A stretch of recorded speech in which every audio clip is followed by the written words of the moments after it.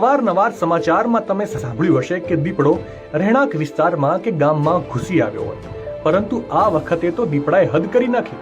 કેમ કે આ વખતે જંગલમાંથી ભટકીને આવેલો એક દીપડો સીધો જ દારૂની દુકાનમાં ઘૂસી ગયો. જી હા, આ ચોંકાવનારા સીસીટીવી ફૂટેજમાં દેખાય છે મુજબ રાજસ્થાનના ટોંક જિલ્લામાં આવેલી એક દારૂની દુકાનમાં હાજર વ્યક્તિ બાજુના રૂમમાં દૈનિક રોકડની ગણતરીમાં વ્યસ્ત હતો.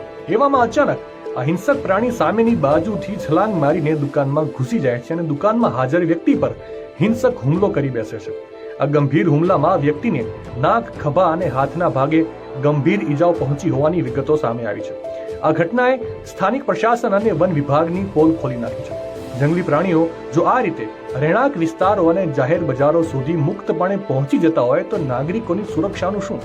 પ્રાણીઓ પોતાના કુદરતી આવાસ છોડીને શહેરો તરફ જે ભટકી રહ્યા છે તે અંગે વન વિભાગ ક્યારે જાગશે? ત્યારે ઘટના અંગે તમારો શું અભિપ્રાય છે? કોમેન્ટ કરીને જરૂરથી જણાવજો.